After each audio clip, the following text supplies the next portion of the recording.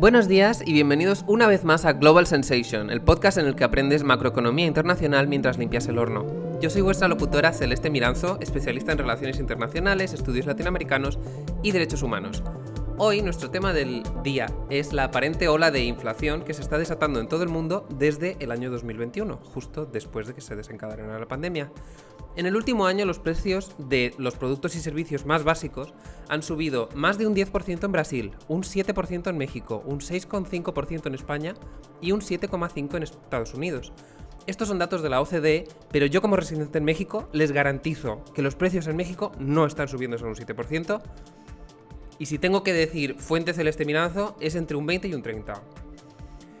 Pero bueno, ¿por qué está ocurriendo? ¿Es pasajera o ha venido a quedarse? ¿Cuánto más va a subir mi compra semanal? Y antes de entrar en todas las respuestas, tengo una mala noticia y una buena noticia. La mala noticia es que yo no soy experta en economía. La buena noticia es que he traído a un invitado que sí es economista. Damos la bienvenida a Guillermo Fajardo, consultor económico financiero, asesor financiero certificado y máster en derivados e inversiones alternativas. Buen día, Guillermo. Hola, buenos días. Bienvenido a Global Sensation. Eres nuestro primer invitado, pero no el último. ¿Qué te parece? Bueno, encantadísimo, ¿no? Estrenando aquí por todo lo alto y vamos, encantado porque además es que es como el mejor momento para hablar de la inflación. Yo siempre he sido un poco friki y en esta última década ha sido como el tema un poco más marginado. Ah, sí es cierto. Sí es cierto. Pues ya casi empezamos, pero antes vamos a decir nuestras direcciones de redes sociales. Global Sensation está en Instagram como @Global Sensation Podcast, todo junto. No me busquen en Twitter, no tengo tweets puestos. Yo estoy como @Celeste Miranzo en Instagram y Twitter. Y Guillermo Fajardo está en Twitter como @GuilleFC, todo junto. Por último, Global Sensation, aparte de podcast, es un blog de suscripción gratuita, así que pásense por globalsensation.substack.com para encontrar contenido extra de cada episodio. En el programa de hoy tenemos 4 bloques temáticos y vamos a ir de menos a más, de menos difícil a más raro, para que nadie se pierda, porque el tema está fuertecito. Primero vamos a hacer un ABC de la inflación, que es por qué ocurre, socorro, si hay tipos de inflación, si es normal, no sé. El segundo bloque les vamos a hablar de desempleo y cómo está relacionado con los niveles de inflación. ¿Acaso hay que elegir entre inflación y desempleo? Averiguaremos averiguaciones. En tercer lugar, vamos a ver qué es lo que puede hacer un gobierno para combatir la inflación, porque digo yo que para eso está. Y en cuarto lugar, en el bloque final, ya nos vamos a ir full international, full global, full sensation y vamos a hablar de shocks globales, de bloques de poder y de cosas más bien extrañas. ¿Estás listo, Guillermo? Perfecto, por mí perfecto, vamos. Ok, pues ¿qué es la inflación? La inflación es un momento especial. No, pues la inflación es la caída del poder adquisitivo de una moneda, aunque en términos más normales lo que todo el mundo lo experimenta es como la subida en los precios de todas las cosas que consumimos. Ok, ¿y cómo se mide? La medimos Sí. de manera general de la misma manera siempre. Comparamos la evolución de precios que ha habido desde un periodo pasado hasta el periodo actual. La clave está en qué estás metiendo en esa comparación. Normalmente a nivel Sí. internacional se crean cestas de productos que intentan ser representativas y aquí ya tenemos el primer problema que está directamente relacionado con lo que has dicho tú antes de si el medidor Celeste Mirando te diría un 30%. Eso tiene que Yo ver, digo 30. claro, pero eso tiene que ver perfectamente con que cuando a ti te dicen que la inflación es un 6%, realmente lo que han hecho es que han cogido una cesta de productos y han metido ahí aviones, barcos, fletes, de todo, y han hecho un... ¿Aviones? Sí, sí, es decir, por ejemplo, si tú estás... ¿Los aviones cuentan para el índice de precios Sí, al sí, consumo? sí, sí, sí, sí, sí. Para el general sí. Es decir, imagínate que tu país construye una central nuclear, pues ¿What? hay una fracción que es cuánta central nuclear ha consumido Celeste y eso cuenta para la inflación. Y lo mismo pasa con los barcos y con todas las grandes cosas. Pero yo aquí una de las cosas que a mí me chocaban más del índice de precios al consumo, que es para nuestro público, con lo que se mide la inflación, según yo, el índice de precios Sí, al sí, sí, sí. consumo, el Consumer Price Index, etcétera, ese no incluye el precio de la vivienda, Bueno, incluye, pero incluye el de los barcos. sí, incluye, no incluye el precio incluye el precio de la vivienda. Lo que pasa es que hay un precio concreto, que es el coste de habitabilidad, es decir, cuánto cuesta vivir en una casa, por ponerte un ejemplo, y eso no es directamente el precio de la vivienda, porque si tú vives de alquiler no es lo mismo que si estás pagando una hipoteca o si has comprado una casa directamente. Luego para esto hacen un poco un pino puente matemático en el que te dicen, bueno, pues suponiendo que tal porcentaje de población esté alquilando, tal esté en propiedad, que se estén endeudando, tal, pues el coste medio de vivir es este. Y eso es lo que asignan como coste de habitabilidad. Por eso se puede dar la paradoja, y se da perfectamente, que la vivienda se esté disparando de precio y sin embargo lo que aporta a la inflación sea muy poco, porque dicen, bueno, sí, sí, igual la vivienda se está disparando, pero como hay más gente que como no se puede comprar una casa, alquila, pues lo que realmente cuenta es más el coste de alquiler. Y si la vivienda está subiendo un 40% y el alquiler, que aunque suba mucho, solo está subiendo un 10%, pues a lo mejor en la inflación solamente va a contar ese 10% o va a pesar mayoritariamente. Y al final acabo yo sin poder comprarme una casa. Claro, efectivamente. Ok. Entonces tienes esa paradoja. Yo ese pinopuente matemático, la verdad es que me queda un poco remoto. Eh, Porque no. Luego en el fondo es bastante simple. Son ponderaciones Ok. básicas. Pero ya vuelves a tener otro sesgo y acabas de empezar. Es decir, sesgo número uno, estás escogiendo tú en una cesta los productos y tú estás diciendo cuánto se consume de cada uno, que no lo estás diciendo aleatoriamente, pero ya estás haciendo asunciones al darle peso, sobre todo. Y luego, número dos, ya empiezas a hacer ajustes finos, como este de la vivienda, mmm, que pueden ser más o menos cuestionables. Sí. Ok. Y otra pregunta que es muy relevante, que está en el ABC de la inflación, es ¿por qué hay inflación? ¿Por qué suben los precios todos los años? ¿Por qué? ¿Por qué? ¿Por qué, señor? Claro, esto es más complicado porque hay bastantes teorías, sobre todo de los 60 en adelante, que intentaban determinar como una tasa natural, ¿no? Estable de inflación, como intrínseca a la naturaleza humana, tal. Pero la realidad es que todo lo que sabemos hasta ahora indica que no es cierto. Es decir, que no hay una tasa natural ni de inflación ni de Ah, paro, ¿no? sino que viene definida en gran medida. Hay una tasa natural siempre y cuando tú tengas un sistema inmutable. Pongamos, Eso eh, no suele aplicar a claro, personas. no suele aplicar a personas ni siquiera a estados. Lo que pasa es que sí que es verdad que hay una inercia cultural que, por ejemplo, tú sabes que España o México o Estados Unidos pues van a seguir por cierta senda porque socialmente son de una manera determinada. Entonces eso sí que tiene una implicación, ¿no? La rigidez social de un país se termina trasladando en cierta medida a cómo toma decisiones tanto políticas como económicas como de cualquier tipo, y eso termina teniendo un reflejo en los medidores económicos. ¿Qué pasa? Que eso no quiere decir que España vaya a tener siempre una tasa intrínseca de inflación o de paro X, sino que mientras no cambie de senda estructural, pues sí que es verdad que va a tener más o menos esos niveles. Pero tú estructuralmente puedes cambiar. Simplemente no es un cambio trivial, sino que implica una reforma social. Por, O sea, que no hay una tasa natural de inflación que tenga que ser el 2% cada año como yo había leído en mis libros de bueno, texto hace 10 eso años. es normalmente el objetivo que se marcan los bancos centrales y esto es porque la inflación dentro de lo que cabe se estima que es preferible a la deflación, a la caída de los precios, simplemente por una cuestión de incentivos.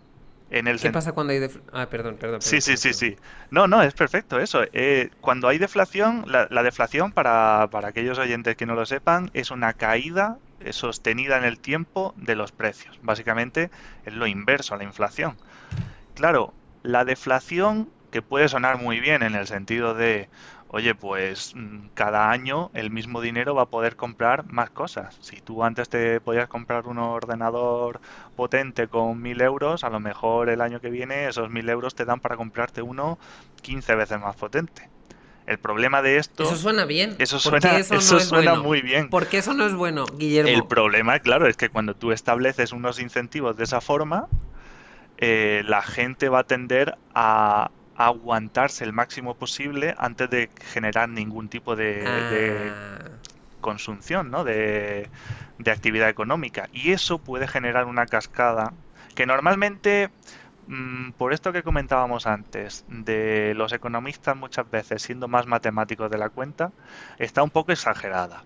Porque por mucho que a ti tu dinero el año que viene te compre más que ahora, pues mira, vas a seguir comprando comida, porque no te puedes esperar a comer al año que viene.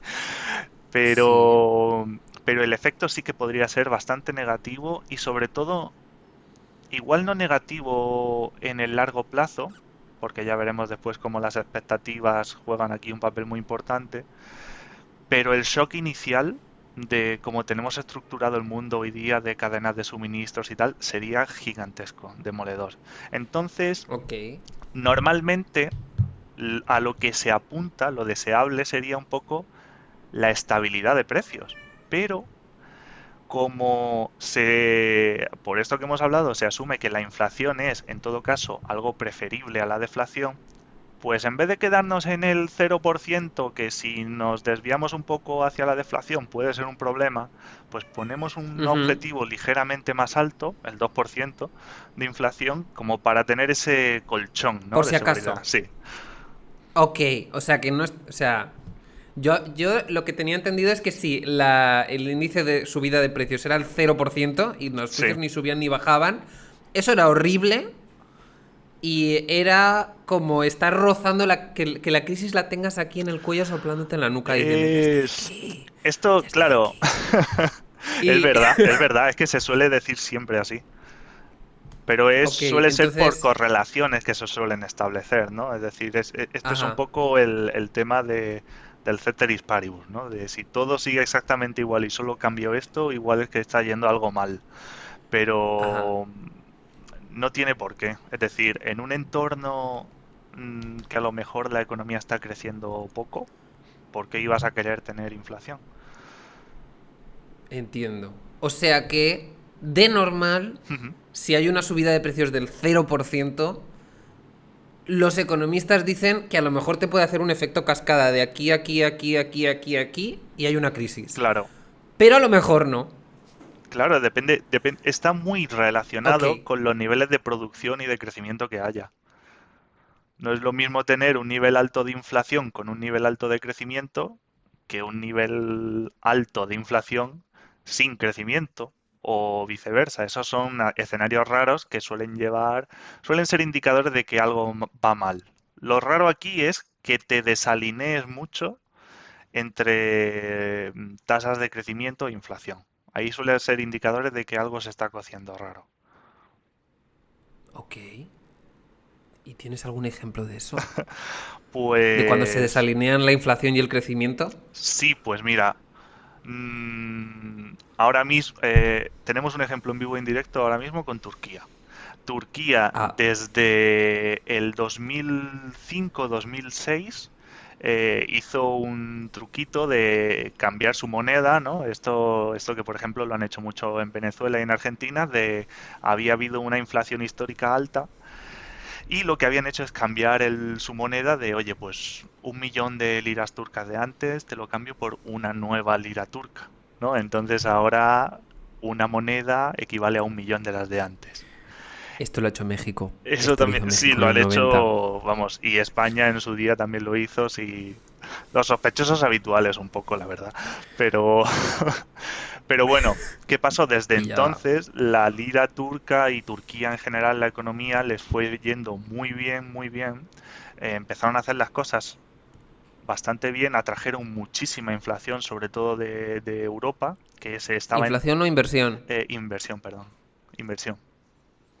Ok. Inversión europea porque en parte querían alinear su economía con la expectativa de a largo plazo unirse a Europa.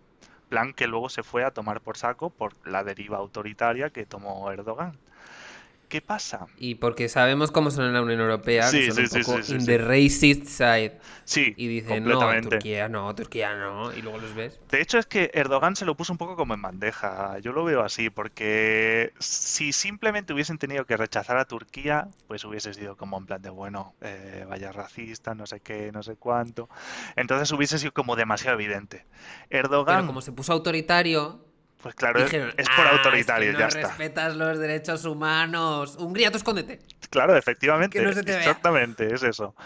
¿Y qué pasa? Que desde entonces Erdogan lo que ha hecho ha sido multiplicar su núcleo autoritario sobre su banco central y de hecho en Turquía el puesto de banquero central es como uno de los puestos más peligrosos que existen porque como digas algo que a Erdogan no le gusta mucho, bueno, no te va a pasar nada personalmente, pero el puesto de trabajo lo pierdes porque se los quita completamente de Bueno, ya es delante. mejor que en otros sitios. Sí, sí, la verdad es que sí.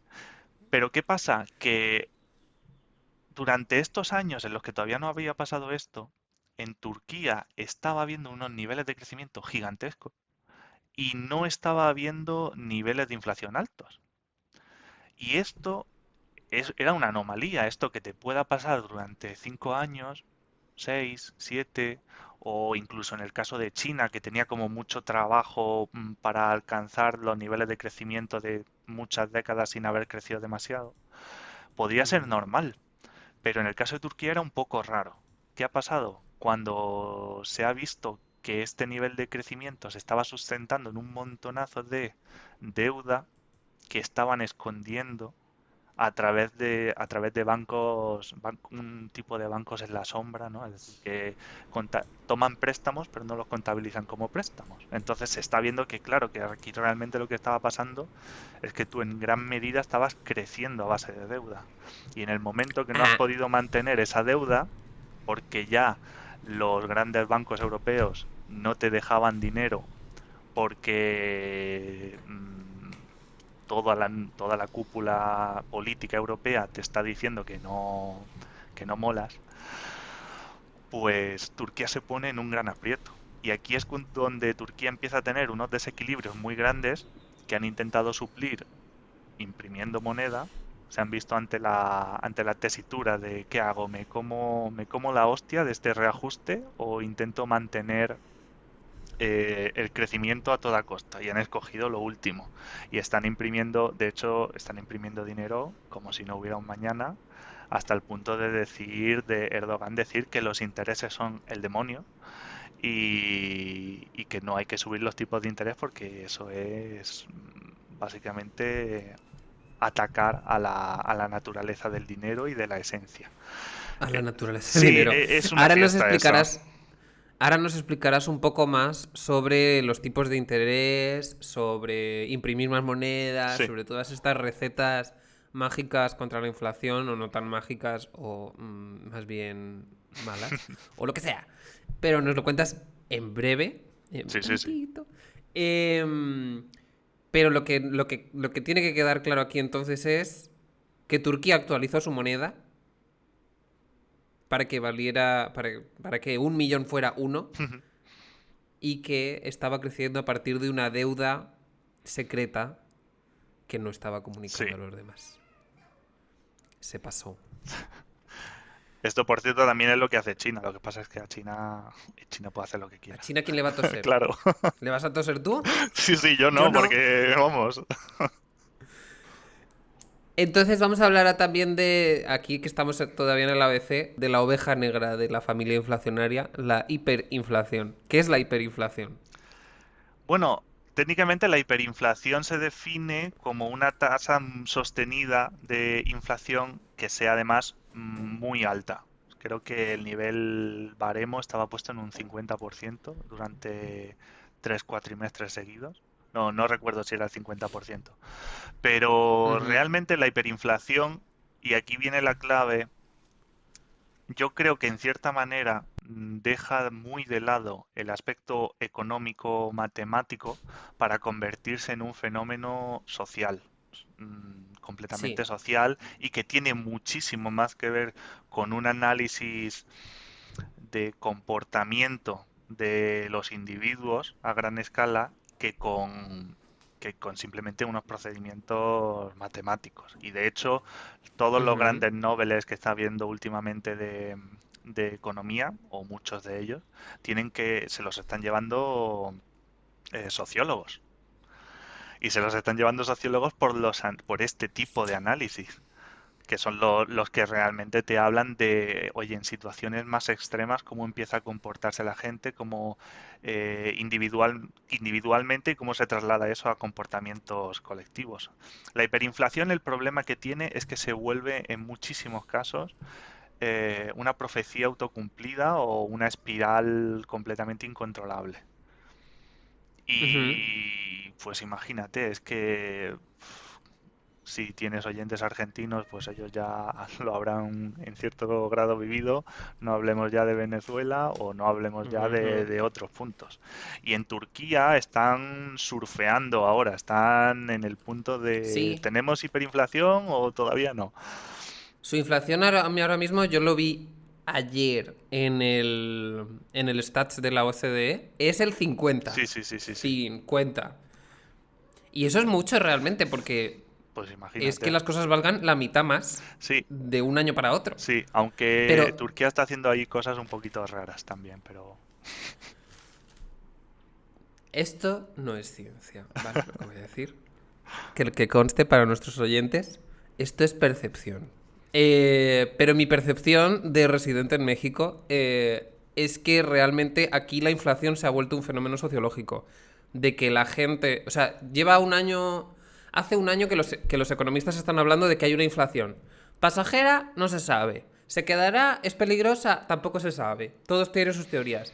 Pero pasados unos meses, eso ha caído en la población mexicana y ahora todo el mundo está subiendo los precios como en pánico, en plan claro, de, para que los subas tú, los subo yo. ese es el Y punto cuando los clave. subes tú, los sube el otro. Y cuando los sube el otro, los sube también el otro.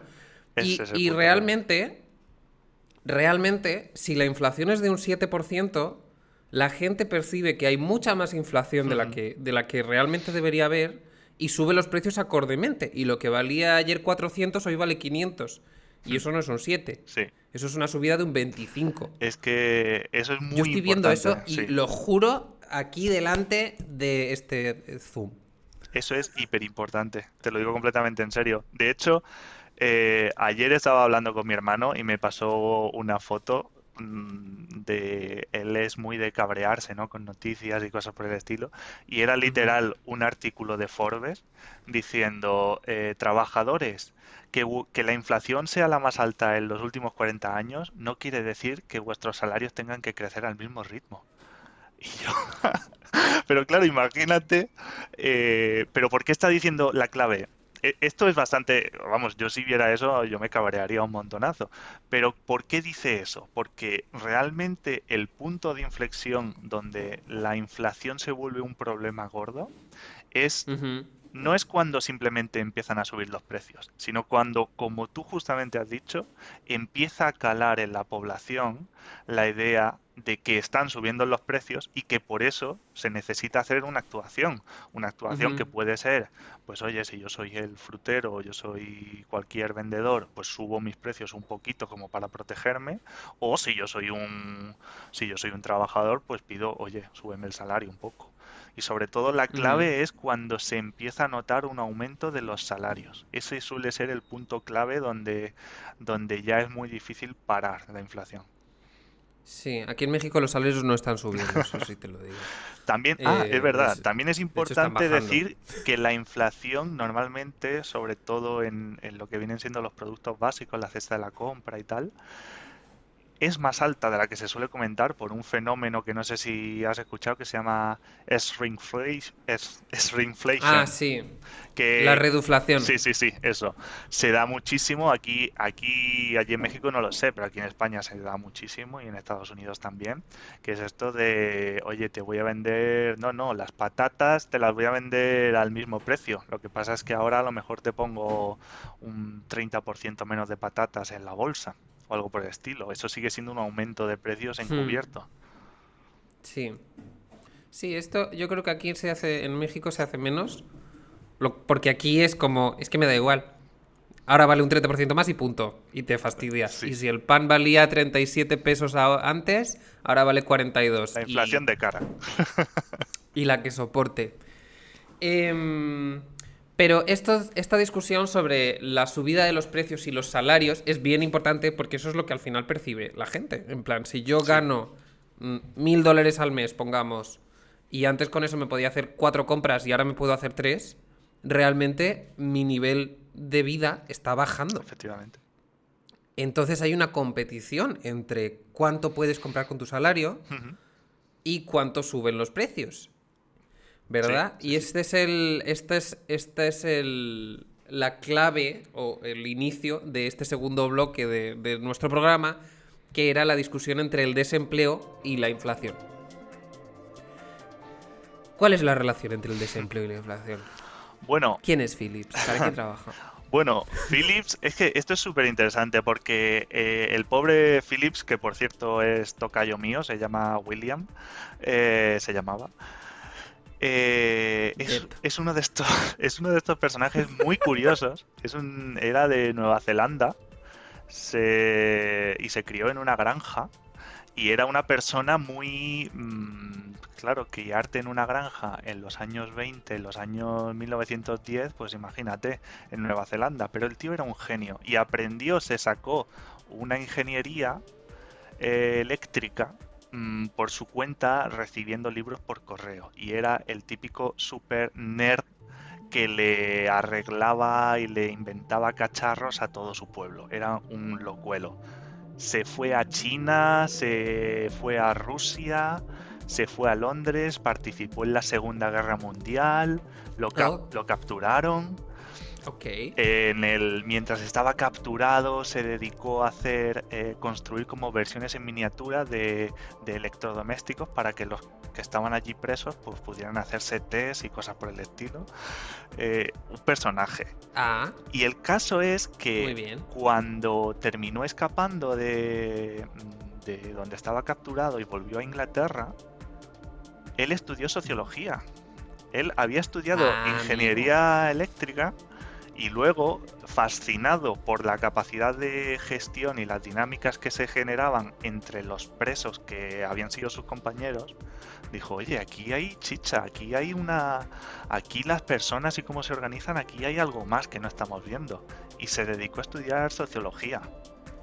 Qué persona tan extraña. Sí, sí, ¿Y sí, cómo llegó a las discusiones sobre claro. el desempleo? Y la clave aquí es que él, gran parte de su obra se dedicaba a criticar, en cierto sentido, a toda la economía que se venía desarrollando desde incluso Keynes incluido, que era moderno en su época, porque decía que la economía debe entenderse como los flujos que van variando entre relaciones de grupos de personas y que los economistas muchas veces pecaban de dar fotos fijas, de analizar a fin de año o a fin de ciclo o algo, y que una medida que se dé a fin de un ciclo no quiere decir que por medio no haya hecho algún daño especialmente grave.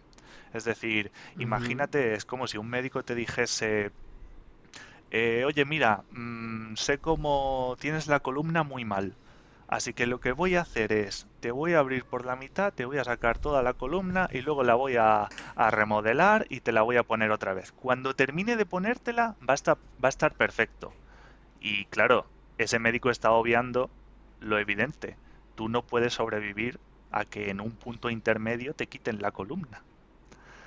¿Entiendes lo ¡Qué que... gráfico! ¡Muchas gracias! Ok. La gracia de esto es que Phillips decía que tú diseñes un final óptimo no quiere decir que por el camino no haya podido pasar algo terrible que no puedas soportar. Y si tú no puedes soportar, la economía no puede soportar ese punto intermedio, pues obviamente no vas a llegar a tu punto final teórico. Por lo tanto, todo debería ser entendido como flujos que van evolucionando y tú deberías analizar todas las etapas. ¿Por qué es esto importante? Porque Es... la gente entiende la curva de Ajá, Phillips como una ajá. relación estática para todas las épocas y le criticaron un montón porque no era aplicable, pero esto no tiene Ujú. sentido si conoces que Phillips, de hecho, prácticamente toda su obra se dedicaba a decir, no, no, esto hay que ir analizándolo poco a poco y viendo cómo evoluciona y tener en cuenta todos estos aspectos. Seguramente. Pero yo creo que lo que aquí falta a la audiencia es saber lo que es la curva de Bueno, es Phillips. verdad. La curva de Phillips es un... ¡Guillermo! Sí. La curva de Phillips es una relación que es empírica, que no es una teoría matemática pura, sino que la sacó con un montonazo de datos empíricos entre la Ujú, inflación y el desempleo, que concluía o que tenía como resultado el vincular a que cuanta más inflación hay, menor es el desempleo. Como que tú podías elegir entre ambas cosas. ujú. Esto luego se ha visto que no es Por verdad. ejemplo, Sí. ¿eh? Bueno, que luego se ha ¿Perdón? visto en gran medida que no es verdad, pero con todos los peros estos que te he dicho sobre Philips. Ujú. Mira, yo lo que tengo aquí apuntado Ujú. es que vinculó el desempleo Sí, y el empleo porque los sueldos son una parte muy importante de lo que son los costes de producción. sí. Entonces, cuando suben los costes de producción, entre ellos Ujú. los sueldos de la gente, realmente tienes que vender las cosas a un precio mayor. Y que, pues, por ejemplo, si hay un gran nivel de desempleo, si hay un 10% de desempleo Sí. o un 20% como en los países mediterráneos, los trabajadores que sí que tienen un sueldo Ujú. tienen menos posibilidades de negociar subidas, porque les pueden presionar de hay un 10% de población nacional Sí, en sí. paro. Tú te puedes ir a la calle y yo puedo traer a otra persona cobrando menos que tú. ¿Por Sí, qué me sí. estás pidiendo más? Esto es lo que hay y si no, hay 50 detrás de ti para tomar el puesto, ¿no? Sí. Es el... Entonces eso es como una presión que hace un alto desempleo Ujú. sobre los Efectivamente. sueldos. Y de la misma manera, si la inflación está muy alta, también va a haber una gran presión para que suban los sueldos. Porque los trabajadores no van a estar contentos con que los precios de todo estén subiendo, Ujú. y las empresas estén ganando más dinero y una parte de esos beneficios no vaya a que mantengan los trabajadores su poder adquisitivo. Claro, inicialmente, si hay inflación y una empresa empieza a trasladar a sus precios todo esto y no se suben los salarios, es decir, no sube una parte de los costes, pues van a tener más beneficios. Eso no tiene más vuelta de hoja. De hecho, aquí hay un Ujú. aspecto sociológico importante que aquí hay un delay, es decir, incluso aunque las empresas terminen subiendo los sueldos, siempre va a haber una etapa inicial en el que las empresas suban los precios antes de que suban los salarios. Y Ujú. está analizado y demostrado que los trabajadores son mucho más propensos a aceptar una subida de salario de un 1%, aunque haya una inflación del 2%, es decir, en realidad Ujú. estarían perdiendo salario a nivel Un de... poquito. Sí, un poquito. Pero, por ejemplo, Ujú. eso sí es muy, muy probable que lo acepten los trabajadores. Sin embargo, lo que es muy difícil que acepten sería una caída de su salario un 1%, aunque la inflación fuera un 0%, que en términos proporcionales sería Sí. básicamente lo mismo, los porcentajes no serían exactamente eso, pero por ahí. Pero psicológicamente no es lo mismo. No No, vas a eso es aceptar, inaceptable. claro, completamente. Eso es Y eso inaceptable. afecta un montón. Sin embargo, piensa, por ejemplo, que, y el caso de España es paradigmático de eso, España debería ser un país con muy poca inflación, históricamente, teniendo en cuenta que el paro estructural es muy alto. Y sin embargo, Ajá. eso no ha sido en absoluto cierto. ¿Y eso por qué Ya. es? Claro. Y ahí Yo es donde creo... la gente le metía un poco de caña a Philips. Ajá. Por ejemplo, en los países mediterráneos el paro se puede permitir ser más alto porque son países mucho más colectivistas donde cuando estás en paro se ayudan las familias y hay una red de cuidados mucho más Sí, sólida. Sin efectivamente. embargo, un paro del 10%, o sea, un paro del 10% en España se puede soportar un poco entre todos, así. Nos damos todos la mano. Pero un paro del 10% en Estados Unidos, eso es una Sí, catástrofe, sí, porque sí, es un eso país es una locura. extremadamente individualista Sí, y si no tienes derecho a paro y no tienes un ingreso entrando, tu economía es insostenible. claro, completamente. Pero, por ejemplo, eso, lo que hemos dicho, en España, sin embargo, pues el paro es muy alto y la inflación también ha sido muchas veces muy alta. ¿Esto por qué es? Porque no importa tanto el nivel de paro en términos absolutos como cuánto te estés alejando de tu nivel de paro estructural, por así decirlo, en un periodo concreto. Es decir, eso es lo que acabas de decir de, oye, en España lo llevamos mejor entre todos, ¿no? Entonces, si en España es tolerable un 10% de paro, que bueno, lo de tolerable no es entre comillas, Ahí pues, estamos. pues no va a tener tanto efecto sobre la inflación, el empleo o el empleo sobre la inflación siempre que estés cerca de ese nivel de paro. Hay un Ujú. parámetro que se llama la tasa de paro no aceleradora de la inflación, ahí lo llevas, que básicamente intenta medir un poco esto, ¿no? Es a partir de qué nivel de paro puede empezar a variar la inflación en tu país. Pues mira, en Estados Unidos es un 5%, más o menos, es decir, oye, si el paro baja del 5%, ya sí que es probable que aquí haya un efecto, se termine trasladando de alguna manera la inflación. Y Ujú. mientras que en España muy probablemente del 9 no baje. Ok. Es decir, en Si en España España, hubiera un paro del 5% y su tasa natural no aceleracionista es el 9%, sí que podría haber un efecto inflacionario. efectivamente. O sea que a grandes rasgos sí hay una relación entre el paro y la inflación. Claro, lo que pasa es que sí hay una relación. Lo que pasa es que la relación no es una relación, digamos, escrita en roca, ¿no? Directa. Sí, Así. claro, efectivamente, sino que va variando en función de la idiosincrasia del país, de su marco normativo, de todas estas cosas. Hay una relación, pero no es una fórmula mágica directa con la que Ujú. tú puedas intercambiar, ¿no? No es como si tú estuvieras jugando a un juego de mesa y dices, oye, pues te cambio tantos puntos de inflación por tantos puntos de crecimiento o de paro. Ojalá fuera tan Sí, fácil, ¿verdad? Eso le encantaría a los economistas que no salen al mundo y viven en sus burbujas de matemáticas. por suerte cada vez hay menos de eso y se pone muchísimo hincapié, pero sigue habiendo, ¿eh? Bueno. A que me hago economista. Em, yo tengo aquí una crítica que le estuvieron haciendo a Philips. Lamentablemente, mis peores enemigos, que son los monetaristas de Milton Friedman, etcétera, etcétera. Pero tenían una teoría que era como, güey, esto suena a verdad.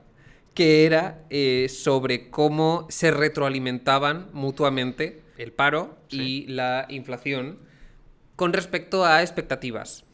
En plan, dicen, hay una simetría de información Ujú. sobre la inflación. Las empresas y los gobiernos suelen tener una información más adecuada Sí, eh, y la suelen tener más a tiempo. Y los trabajadores suelen ser más reactivos. Entonces se crea una expectativa adaptativa a la inflación. claro. ¿Qué quiere decir? Que los trabajadores y hasta cierto punto también las empresas tienen una expectativa de que la inflación va a ser X. Y Sí. entonces cambian sus acciones individuales y colectivas en base a esa expectativa de que la inflación va a crecer. Y Ujú. esto tiene que ver, yo creo, con lo que decías de la profecía autocumplida. Claro. Porque si los precios y la inflación están aquí, y los sueldos, y lo que se hace es subir los precios porque todo el mundo cree que va a haber una expectativa inflacionaria y suben los precios. Entonces ya puedes comprar menos Claro. con tu sueldo. Entonces los trabajadores negocian subidas de sueldo y suben los sueldos. Ujú. Pero esto, como ocurre más lento que las subidas de los precios, aquí Efectivamente. las empresas se enfrentan a un dilema, que es: yo he subido los sueldos después de una subida inicial de Ujú. precios. Si subo los precios una vez más, Ujú. Sí, puedo seguir teniendo el mismo margen de beneficios que inicialmente. Si no los subo, me estoy comiendo yo ese efecto de la subida de los precios que hace que se reduzcan mis márgenes. ujú, Y me puedo comer también la inflación de los demás subiendo los precios y yo no. Entonces, a menudo las empresas lo que hacen es subir los precios una segunda vez y luego los trabajadores vuelven a pedir una subida de sueldo y lo que se crea es una espiral inflacionaria donde puede acabar sí, habiendo mucha inflación y mucha pérdida de poder adquisitivo y también puede haber el mismo desempleo que había desde el principio. efectivamente. Y de hecho, no sabes hasta qué punto esto es cierto, pero al mismo tiempo hay un incentivo aquí perverso que se está dando completamente y que la gente no suele ser muy consciente de ello. Y es, eh, cuando tú estás haciendo análisis económicos de consumo y tal, una idea muy buena suele ser leerse los informes anuales o trimestrales que publican las grandes compañías, pues como pueden ser en Estados Unidos Tesco o como podría ser en España Mercadona, las grandes superficies. Ujú. En esas grandes superficies, como son tan grandes, tienen que tener equipos de economistas y contables potentes. Y la verdad es que esa gente a veces se aburre un poco, ¿no? En el sentido de que tienen que tener un gran nivel, pero al final la contabilidad de una gran superficie no deja de ser la contabilidad de una gran superficie. Y le echan mucho Ujú. tiempo a redactar análisis económicos que luego ponen en los informes anuales y que te los puedes leer porque son completamente públicos y no se los lee casi nadie. Y Ajá. una cosa muy interesante que ha estado pasando durante toda esta escalada de inflación del último año y pico es que todas las Ujú. grandes superficies americanas, de México creo que también y de España también, lo estaban diciendo muy claramente. Estaban diciendo, oye, ahora mismo está bien, estamos teniendo una subida de costes, pero estamos haciendo el esfuerzo de no trasladarlo a los precios. Pero esto va un Ujú. poco en contra de lo que acabamos de decir antes. Por qué la compañía iba a ser tan buena que iba a decidir comerse su propio margen de beneficio antes que trasladarle esta subida de precio? Pues la solución es muy sencilla, porque Tesco, Mercadona o empresas de este tamaño puede permitirse estar sufriendo esa caída a un tiempo. Quien no puede permitírselo es la pequeña tienda. Entonces, la pequeña tienda que no tiene tanto margen de actuación va a tener que subir los precios y comparativamente estas grandes cadenas les van a comer el terreno.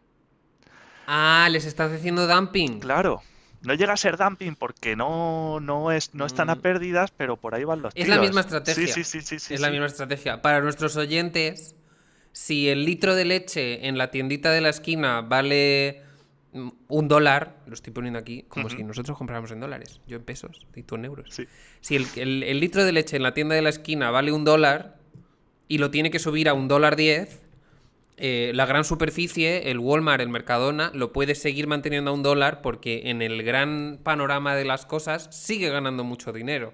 Entonces, al venderlo a $1, en vez de a $1.10, como la tiendita de la esquina que ha tenido que subir los precios, pues tú te vas al supermercado. claro. Pero ¿qué efecto Es una tiene? competencia, Claro, en cierto modo, es un poco desleal. sí, sí, sí. Se podría interpretar perfectamente así. Y de hecho es un modelo en gran sentido, es Amazon también hace este tipo de cosas y tal. Pero Ah, no, el sí, efecto a gran escala evidentemente. para los consumidores, ¿cuál es? Que están recibiendo una información distorsionada a la baja de la inflación real que está viendo. Porque aunque a ti te haya aumentado el precio de la compra ponte que un 20%, realmente te ha aumentado solo un 20% en parte porque Walmart ha decidido comerse una parte de esa subida ellos mismos. Luego la inflación real tú no la estás viendo del todo en tu compra. O Pero sea en que algo, podría ser más. claro, Podría ser más de un 30. podría ser Y desde más luego más de un 7. ¡Qué fuerte! y lo que pasa es que obviamente ¡Qué eso es una fuerte! táctica que tú no puedes mantener en el largo plazo, obviamente. No, ya. Entonces, eso y la reduflación, pues son mecanismos que ocultan una parte relevante del crecimiento de la inflación. Ajá. Y yo hay otra cosa que también está ligeramente... a ver. A ver. Otro tema que también es sobre la relación entre el empleo, el Ujú. desempleo y la inflación, que yo me he encontrado. Que es, si una gran cantidad de desempleados Ujú. puede generar una bajada de la inflación, Ujú. yo lo que me he encontrado es un análisis de cómo en Europa, en Estados Unidos, en potencias ricas, países ricos, no habían subido casi los precios durante los últimos 20 años, se había mantenido una inflación Sí, muy controlada, y esto no era por un nivel alto de paro, sino por un nivel alto de infraempleo, que era toda la gente que pasó de tener trabajos a tiempo completo a tener trabajos a media jornada o trabajos de la gig economy, sí, de contratos de una sola semana.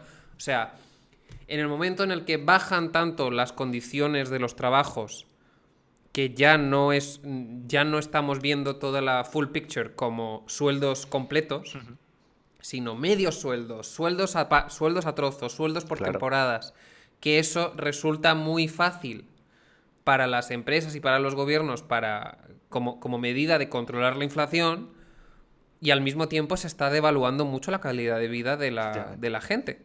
Sí, sí, sí, Entonces eso era como una de las correcciones que se le hacía a la curva de Phillips, de decir el desempleo y también el infraempleo claro. es algo que está incidiendo. Porque en tiempos de Philips y sobre todo en el entorno de Estados Unidos, el concepto de trabajar era completamente diferente al concepto que tenemos hoy día de trabajar. El concepto de trabajar en época de Philips era muy, tú te metes en una empresa, te consigues tu trabajo, era un poco el arquetipo este americano de, oye, pues tú te pasas todo el día trabajando, luego te aspiras a tener tu casa en los suburbios. Eso no tiene nada que ver con los trabajos parciales, el tener varios trabajos que hay hoy día en el mismo Estados Unidos. Y no digamos ya en España, donde durante la crisis de 2008 lo que se hizo fue básicamente devaluar todos los trabajos o la mayoría de los Todos trabajos. se Entonces, concentraron varios en...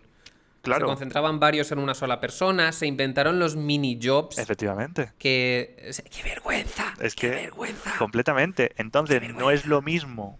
Eso se puede interpretar como grados diferentes de paro. O si entendemos que realmente el paro lo estamos utilizando como un proxy, ¿no? Como una aproximación a la capacidad que tiene la población de consumir y elevar su nivel de vida.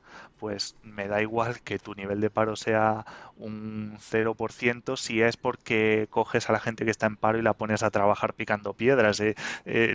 Eso no va a mejorar su nivel de vida. Y antes de que pasemos a cómo se combate la inflación, me queda por saber qué es la estanflación. La estanflación es el gran demonio, ¿no? La estanflación es de lo peor que te puede pasar. Y ¿Eso es lo que básicamente, tienen en Japón, perdón? ¿Es eso? bueno, ¿O no? yo diría que no. En Japón están más bien en deflación, Ah, ok. pero muy leve, muy leve. Y lo que pasa en Japón es que eso está mezclado con el envejecimiento de la población, lo cual hace un efecto muy extraño. Yo diría que Ok. Japón, como no ha sido catastrófico, pues no le estamos prestando tanta atención, pero llevan 3 décadas completamente atascados y yo creo que Japón es casi punto por punto una visión futura de lo que le va a pasar, por ejemplo, a España. Porque si te fijas, ellos también tuvieron en los 90 una crisis Ok. inmobiliaria, ellos reaccionaron ante su crisis inmobiliaria de exactamente la misma manera que ha hecho el resto del mundo con la crisis inmobiliaria de 2008. De hecho, la, es que se tomaron de Japón las ideas para combatir la crisis inmobiliaria mundial de 2008. Y claro, pues si tú ves lo que le ha pasado a Japón después, ¿no? Está como en esa calma chicha que ni crecen ni... Pero los precios como no crecen mucho, pero como los precios tampoco les están subiendo mucho, pues no sé, están muy atascados. Llevan ya 3 décadas atascados y no tienen ninguna perspectiva de que vayan a salir de ahí. Te he mega distraído sobre Ay, perdón. estanflación y al Sí. final te he distraído sobre la estanflación y me he acabado enterando de que Japón es el presagio para Europa. Japón es un caso de estudio interesantísimo. Pero volviendo a la estanflación. La estanflación ¿Y es qué es el la demonio. estanflación? La estanflación es un escenario en el que al mismo tiempo tu economía está cayendo y tu inflación está subiendo mucho por lo que sea. El caso paradigmático que los americanos tienen una especie de trauma generacional con esto fue durante la crisis del petróleo de los 70 en Estados Unidos, donde, claro, si hay una economía dependiente, todas las economías son dependientes del petróleo, pero si hay una economía que es dependiente del petróleo y además orgullosa de ello, eso es Estados Unidos. Y en los 70 el precio del petróleo se disparó por crisis política, por los primeros ataques de la OPEP y todo. Pues uno podría decir que en Ah, cierto sentido por cómo le volvía en forma de boomerang la política exterior al propio Estados Unidos, pero bueno. hablaremos de ello en breve. Hablaremos de ello en breve en la sección internacional. Pero entonces, con esa crisis, ¿qué pasó con la estanflación? Pues claro, tienes que al mismo tiempo la economía se está paralizando, hay gente perdiendo los empleos por todos lados. La gente que mantiene el empleo, a lo mejor su empleo está siendo un poco el nacimiento este de los empleos parciales, de oye, te tengo que recortar horas, de cosas por el estilo, pero al mismo tiempo están subiendo todos los precios. Es decir, vas a cobrar la mitad porque a lo mejor te han tenido que reducir a media jornada si no es que has perdido directamente el empleo, pero además ahora tu coche que lo tienes que utilizar hasta para ir a comprar el pan porque eres americano, te va a costar moverlo el 100% más, porque la gasolina se está multiplicando y como la gasolina la utilizan no solo para tú, para ir a comprar el pan, sino que hasta la utilizas para crear los fertilizantes que le echas a tu comida, pues, ¿qué quieres que te... ¿Qué? Sí, sí, sí, una parte importante ¿Para de... eso se usa la gasolina? Bueno, el petróleo, derivados del Al petróleo. petróleo. Ah, bueno. Ah, ok, ok, ok. Y, Sí, con el petróleo se hace todo. claro, entonces tienes como lo peor de los dos mundos. Porque si los precios están subiendo mucho, pero al menos tu salario está subiendo, la economía está subiendo y tal, pues se contrarrestan parcialmente. Pero si tú estás perdiendo dinero, tú estás perdiendo horas de trabajo, tú estás perdiendo capacidad productiva y al mismo tiempo los precios se están multiplicando, pues es que estás recibiendo por todos lados, es lo peor. Great. Entonces tenemos como varios escenarios negativos que no nos gustaría tener. No nos gustaría tener una deflación, o sea, un crecimiento negativo de los precios, no nos gustaría tenerla porque podría ser una reacción en cadena.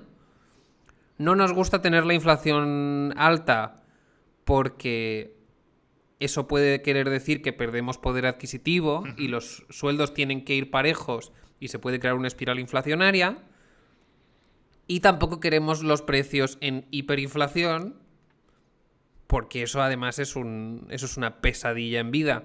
Completamente. Entonces la situación ideal es un poquito de inflación y desempleo establemente bajo, Sí, ¿correcto? efectivamente. Que tu, que tu crecimiento económico, que la inflación acompañe a tu crecimiento económico.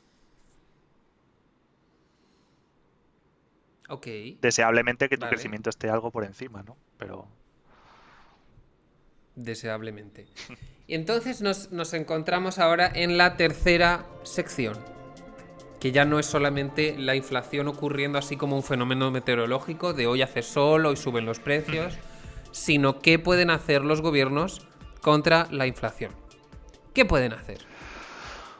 pues esto es complicado porque poder hacer, los gobiernos pueden, más que los gobiernos, los bancos centrales, ¿no? Pero esto es un... Ujú. Aquí viene una parte muy importante del problema. ¿Qué relación hay entre el gobierno y los bancos centrales, ¿no?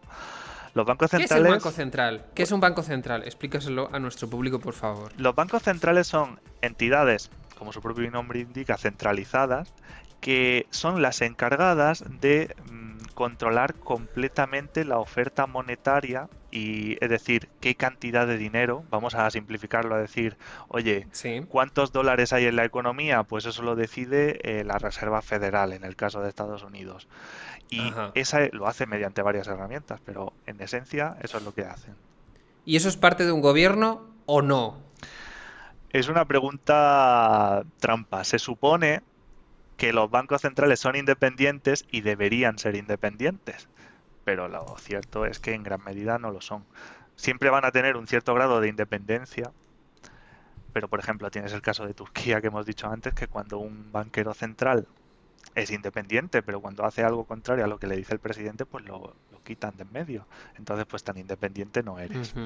Tanto en Estados Unidos como en Europa pasa un poco eso. Los banqueros centrales tienen independencia, pero casualmente suelen estar bastante alineados con lo que quieren los políticos. Luego tan independientes no son. Pero una pregunta, si los bancos centrales tienen que servir los intereses de la gente, tendría sentido que tuvieran algún tipo de control democrático, Sí, como es que los pueda elegir la gente de forma efectivamente. indirecta. O Y sea, los banqueros centrales se eligen. que un banco central no esté legislando de derechas Ujú, si un gobierno es de izquierdas. claro, Eso no tendría del todo sentido, iría un poco en contra del sentir popular. efectivamente. Entonces, ¿tienen que ser independientes o no? O sea, porque ahí hay una decisión Claro, que tienen tomar. que ser independientes en el sentido de que si te viene un político de turno con intereses cortoplacistas y quiere Ah, ordenarle al banquero central que le dé dinero, eso no debería ser posible. Sin embargo, tienen que estar la política monetaria, como cualquier otra política, tiene que emanar del pueblo en cualquier sistema democrático. digo Entonces, yo. tiene que haber un sistema por el que se puedan elegir, y de hecho se eligen, se terminan eligiendo por parte de los políticos, pero no pueden estar atados en corto. Tienen que tener su propio margen como si fueran funcionarios muy técnicos, ¿no? Ajá. O sea, una especie de mezcla Sí, entre sí tener control político y al mismo tiempo tener su grado de independencia, como la radiotelevisión efectivamente, nacional. sí. Sí, sí, Ok, es importante que vale. mantengan independencia, pero obviamente tienen que estar vinculados de alguna forma. Y ahora es donde ya hemos entendido qué es el Banco Central, qué es lo que hace el Banco Central, qué herramientas son las que tiene para manejar la inflación en este margen ideal que es en el que no estamos. Pues bueno, para empezar hay que decir también que los bancos centrales no solamente tienen el objetivo de inflación, que es como el más conocido, sino que, por ejemplo, los bancos centrales de Estados Unidos y de Europa también tienen como objetivo propiciar el crecimiento económico, que es como un objetivo comodín que dentro de ahí, pues si tú quieres propiciar el crecimiento económico, pues ahí cabe casi cualquier actuación. Entonces, ¿qué herramienta principal, además histórica, tienen los bancos centrales? Los tipos de interés. Los bancos centrales son las entidades que deciden a qué tipo de interés se presta el dinero al resto de bancos. Y esos bancos son los que... Ah, al resto de Sí, bancos. sí, sí, sí, sí, sí. Y esto es muy importante, ¿eh? Los bancos centrales actúan como los banqueros de los bancos. Entonces, cuando tú Qué pides susto. cuando el banco necesita dinero, va al Banco Central vamos, simplificando mucho, ¿no? Pero va al Banco Central y se lo pide. Se suele hacer mediante unas operaciones que se llaman repo, hay mucha más chicha ahí detrás, pero bueno. Pero básicamente los banqueros centrales pueden decidir diariamente qué tipo de interés le prestan y le cobran a los bancos, dependiendo del tipo de operación que hagan. Y lo pueden variar de un día para otro, y de hecho lo hacen. Y dependiendo de si le ponen un tipo de interés más alto o más bajo, el banco se puede permitir dar los préstamos más altos o más bajos, porque como mínimo van a tener Ujú. ese coste base. Entonces, si un banco central quiere que fluya el dinero, pues coge y le dice al banco, oye, no te preocupes, te dejo dinero al 0%. Te doy dinero y me lo tienes que devolver simplemente lo mismo. O incluso a veces lo han hecho, de te dejo dinero y te pago por dejarte dinero, que eso es una de las cosas más raras que ha pasado en los últimos años. Sí, esto lo ha hecho Europa, ¿no? Del Banco Central Europeo dártelo al menos 0,25%. Sí, sí, sí, sí, sí.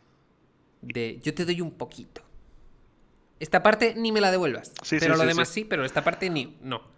Pero esto es muy Eso es importante. bueno. Eso es raro. Vamos a decir que es raro porque va en contra de todos los principios de generación de incentivos que teníamos puesto hasta ahora. Pero como hemos dicho antes, cuando la población o el sistema termina adaptándose, se convierte en un juego de expectativas. Es decir, si el Banco Central se puede ver que va a seguir haciendo más o menos lo mismo, pues la gente se termina adaptando. En general, yo personalmente creo que no es muy positivo porque rompe los incentivos que tienen los bancos para comportarse bien y prestar dinero a la gente y que la economía fluya. Aquí es que hay un problema y es ¿Cuál? la idea Uno del más. Banco Central, la idea del Banco Central es la siguiente. Yo le presto el dinero a un tipo de interés muy bajo, incluso a veces negativo, al banco y que ese banco le deje dinero a bajos tipos de interés a la gente. Así la gente podrá invertir en negocios, crear lo que sea y que funcione. Problema. Sí. En la crisis del 2008, uno de los problemas principales fue que los bancos daban préstamos sin básicamente comprobar nada de a quién le estaban dejando el dinero. Y eso supuso una acumulación de deuda en gente que no tenía ninguna capacidad de solvencia, que fue uno de los multiplicadores que hizo que la crisis del 2008 fuera tan grave. Desde el 2008, la Ujú. cantidad de regulación que se ha creado para vigilar estrictamente que a quien tú le dejas el dinero es de fiar, por así decirlo, es gigantesca. Ujú. Entonces tienes un problema, que el Banco Central te está dando un montonazo de dinero barato para que tú se lo dejes a la gente que lo está pasando mal, para que pueda crear negocio o lo que sea, pero tu banco, que recibes ese dinero, no se lo puedes dejar a la gente porque la normativa nueva que te prohíbe dejarle a ese tío que ahora mismo no tiene recursos para devolvértelo.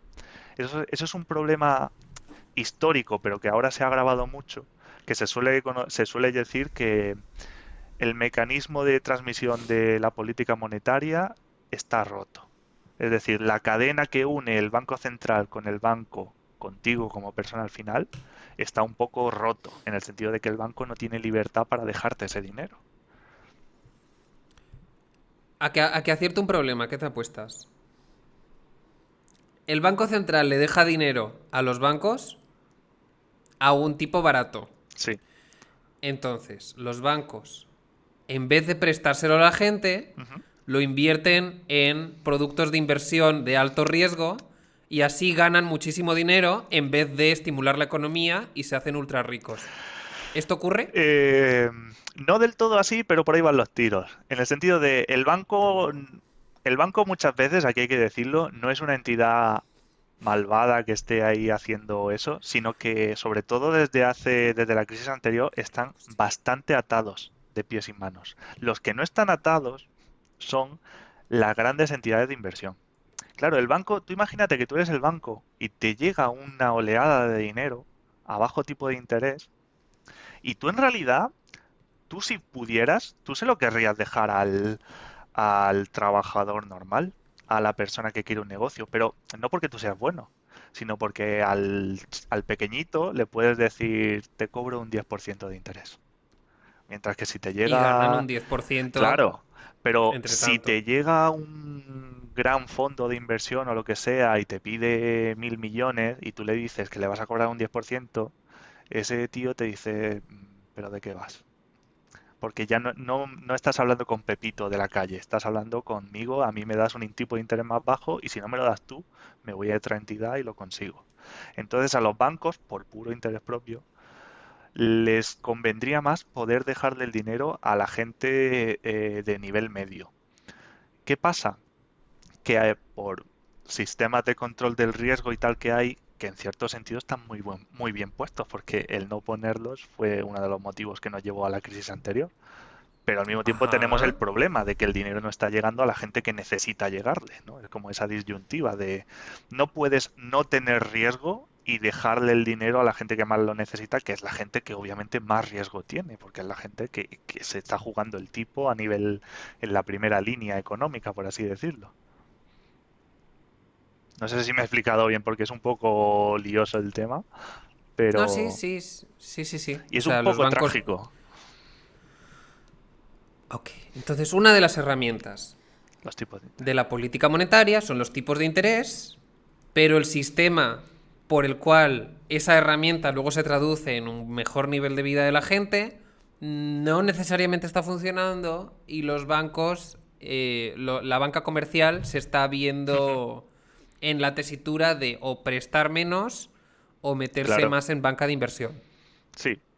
O Ok. por norma general, quien puede pedir esos préstamos son más la gente de banca de inversión. Otra medida económica.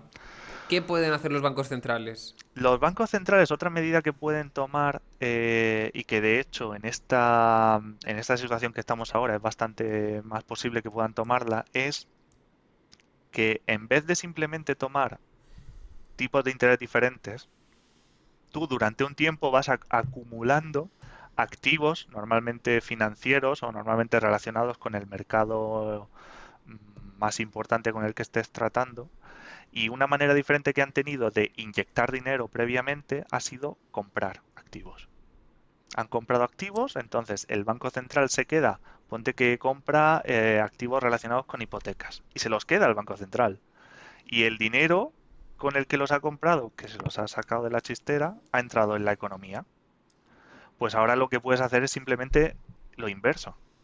Si la inflación, que puede entenderse como una sobreabundancia de dinero, es el problema y tú tienes un montón de activos, una cosa que puedes hacer es vender esos activos y cuando te llegue a ti el dinero, tú ese dinero lo encierras, lo destruyes, lo Ah, anulas y de esa manera estás extrayendo dinero de la economía. o sea, es lo contrario de lo de impriman más moneda. Efectivamente, efectivamente. Es, es euro que entra al Banco Central, euro que no sale. Sí, Se acabó. efectivamente. Sí, sí, O sí. peso que entra al Banco Central mexicano, peso que no sale. ¿Y cómo se hace eso? Vendiendo lo que el Banco Central tenga. Claro, vendiendo normalmente lo que el Banco Central antes, esto es importante porque tiene que el Banco Central haber desde años antes, haber escogido inyectar dinero en la economía no solo mediante los tipos de interés, sino Ajá. habiendo comprado activos. Esto, Sí, por para vender ejemplo, cosas tienes que tenerlas en primer lugar. efectivamente, esto el Porque Banco si no Central de es... Japón es el caso más destacado de todos ellos. Aunque lo hacen ¿Porque lo todos los hizo o porque bancos. no lo hizo? Porque lo hizo, porque lo hizo. De hecho, Ah, ok. llega el punto absurdo de que creo que el Banco Central de Japón tiene como más de la mitad de toda la deuda de Japón. Ok. Vale. Y ahora vuelvo a esta frase tan paradigmática que he dicho antes. Imprimir más moneda. ¿Eso qué es? ¿Eso es bueno? Bueno, de hecho, Quantitative easing. sí. De hecho, el quantitative easing es un conjunto de ¿Qué es medidas. imprimir más moneda? Sí. Cuando te he comentado antes que todo el mundo copió la estrategia de Japón para salir de la crisis anterior y todo lo demás, básicamente era esto, era el quantitative easing. Ajá. Y la verdad es que es un conjunto de medidas. Normalmente cuando decimos que se está imprimiendo dinero, aunque sea, y los memes sobre imprimir dinero son una maravilla, no sé si has visto alguno, pero son geniales. Evidentemente. Y, pero realmente la mayor parte de dinero que se está inyectando en la economía no se hace creando o imprimiendo más billetes, sino que se hace precisamente con esto que te he dicho de comprar activos, de yo saco dinero Ah. digital normalmente, saco dinero, te compro un activo y ese dinero ya ha entrado en la economía porque yo te lo he dado al comprarte ese activo. O mediante los tipos de interés. Si yo quiero que haya más dinero en la economía, Lo único que tengo que hacer es bajar los tipos de interés, así los bancos me van a pedir más dinero porque va a haber más Ujú, gente demandando préstamo, porque si a ti te dan un préstamo al 0%, pues es más probable que lo pidas antes que si te lo dan al 10%. Si te van a pedir que pagues un 10%, igual te lo piensas dos veces, igual te buscas otra forma, pero si te lo van a dar al ujú, 0%, dices, oye, pues trae y ya se me ocurrirá algo en lo que utilizarlo. Y ujú. esta era una de las maneras principales que han tenido de inyectar dinero. Entonces, cuando hablamos del quantitative easing, hay un conjunto de medidas, son bastante grandes, pues tenemos la compra de activos, la compra de activos, que es algo que se ha multiplicado muchísimo en los últimos años, y la expansión por intereses. Entonces, Ajá. realmente, O sea, cuando, no es solamente ir a la fábrica de moneda y timbre y decir, venga, a sacar de billetes. hecho, no solamente, o sea, no es que no solamente sea eso, es que esa es la menor, con muchísima diferencia de todas las cosas que se hacen. Luego, Ah, la idea de la maquinita imprimiendo dinero, de hecho, prácticamente no ocurre. ok. Ok, vale. Ok. Good to know. Em, Luego hay una herramienta de política monetaria contra la inflación que a los economistas les suele dar alergia, pero a mí no, que es fijar precios. Yo he estado leyendo que, por ejemplo, en la crisis del petróleo, que creo que Sí. estaba Nixon y si no estaba, pues yo digo que estaba, lo que hicieron fue fijar precios de que las cosas no podían subir de precio durante Ujú, los siguientes 6 meses ujú. y luego en los siguientes meses se fue relajando poquito a poco y eso hizo que la espiral inflacionaria parara en seco y luego ya se volvió a flexibilizar el mercado poco a poco y ya volvieron a una economía de mercado y Sí. no son un país comunista, ni China, ni nada así. Entonces, fijar precios, según yo, funciona. Funciona Según dependiendo, tú, de hecho, el ejemplo que has puesto es perfecto porque te muestra por qué funciona y por qué no funciona. O mejor dicho, te ah, muestra cuándo funciona y cuándo no funciona. Es decir, si tu inflación, como en el caso de Estados Unidos en los 70 con toda la crisis del petróleo, tiene un punto focal, tiene una fuente, en este caso el petróleo, la economía entera americana es dependiente al máximo nivel y más en aquel entonces del petróleo, el petróleo empezó a subir muchísimo de precio porque básicamente les estaban haciendo un ataque político y ellos lo que decidieron así. era cortar, intervenir el mercado para que ese ataque político a través del mercado de petróleo no se contagiara al resto de su economía.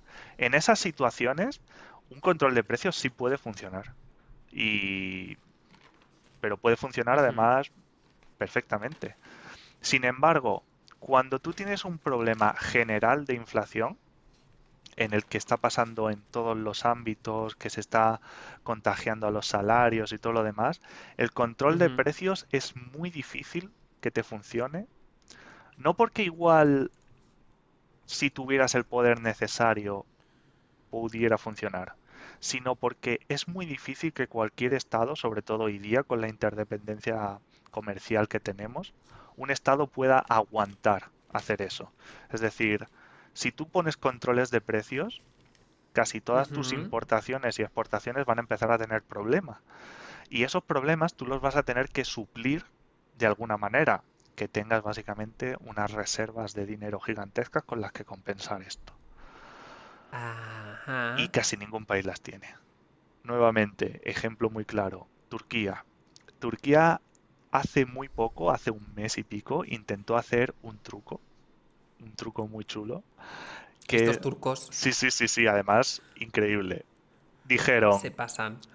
dijeron, oye, tú no quieres tener lira, tú, persona turca o cualquier persona que tenga liras turcas, no quieres tener liras turcas porque dices que es muy problemático que con tanta inflación.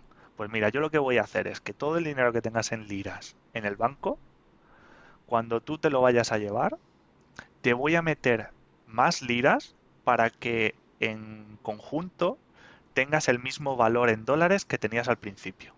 Es decir, vale, sí, hay un 50% de inflación, pero yo cuando vayas a sacar el dinero te voy a meter un 50% de liras y entonces, aunque la inflación haya sido un 50%, como tú vas a tener un 50% más de moneda, pues no te va Eso a es ver. dinero gratis, Sí, sí, eso es dinero. según yo. Literalmente eso es dinero gratis.